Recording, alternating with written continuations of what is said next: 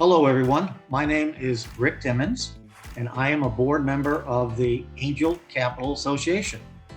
And what I'm here for you today is to provide a video that will instruct all of us how to play No Limit Texas Hold'em. This is the most popular poker game that is out there today, and we're going to be playing this in our Seed the Future charity tournament at our summit. So let me go ahead and get started simply by telling you that No Limit Hold'em is based on the very traditional ranking of poker hands. The lowest ranking of poker hands would be an ace high, all the way to the very highest, which would be a straight flush.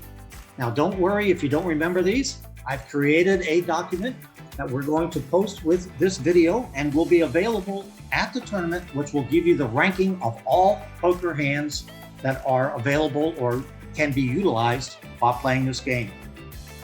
This is a game that is played regularly in many casinos. So the basics of No Limit Texas Hold'em is that it's very important for you to notice that there's going to be a dealer button. And this dealer button is going to move to the left of every person as each hand is played. And obviously, when you're playing in a poker tournament, you're going to be given chips with certain denominations. For instance, we're going to assume today that a red chip is worth $5, a green chip is worth $25, a blue chip worth $50, and finally a black chip worth $100. Everyone is given those chips to utilize. And everyone in the hand that is being played will be dealt 2 cards that only you will see. And those 2 cards will start the hand. Now, it's very important to note that when playing Texas Hold'em, there are going to be a possibility of 4 betting rounds for every hand. Again, I have listed those on a schedule. They will be available to you in this video and also at the tournament. There's going to be 4 potential rounds of betting in Texas Hold'em. The first is called the Preflop. So when you are dealt your 2 cards, that is what we call Preflop. And a person will have an opportunity to bet. Who is going to be that person? Well, that's another important characteristic. Remember I told you about the dealer button? Next to the dealer button and to the left, a person has to put in a chip. That person is putting a chip in called the small blind. The next person to their left will put in another chip. That person is called the big blind. These are automatic bets that you must play when you're in that position of small blind, big blind. Now, the next person to their left has a decision to make. That person has 3 things that they can do. They can call that big blind bet. In this particular case, remember, $10. They can fold. In other words, they don't like their 2 cards. They don't think it's going to win.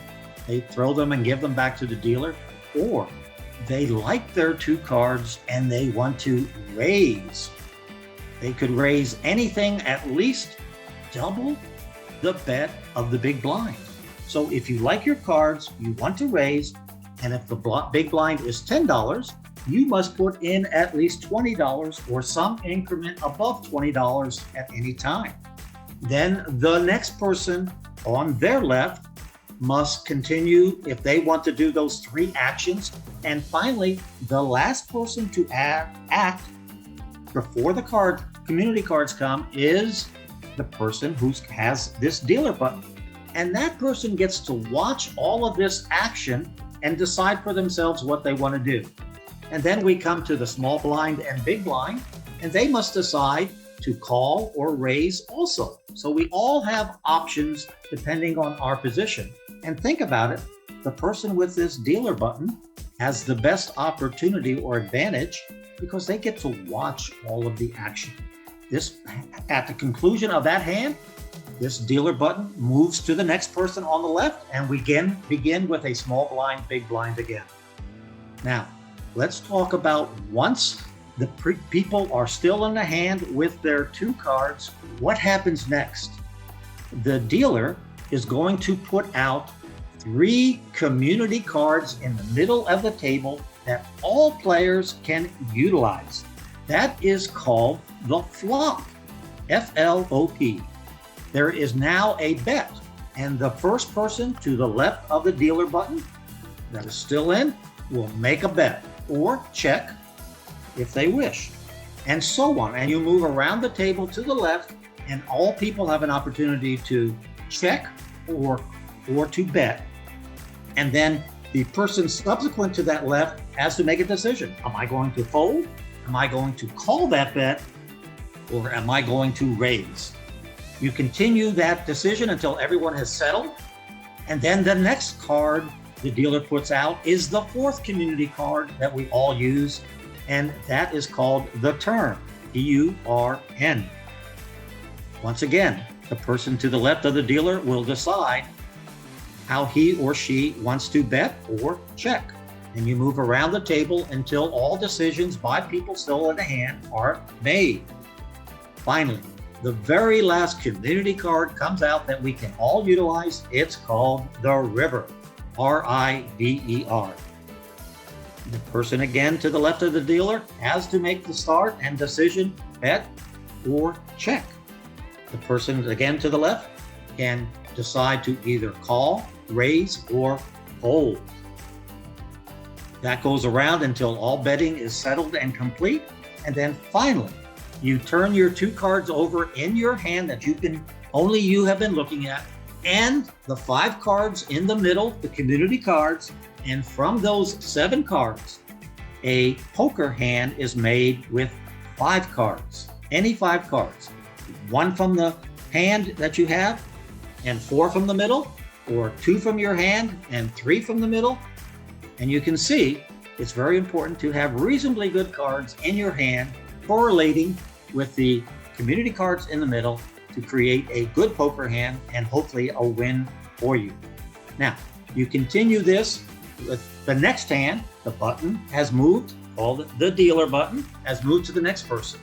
Now, in Texas Hold'em poker tournaments, every few minutes, we have to raise what's called the small blind and the big blind.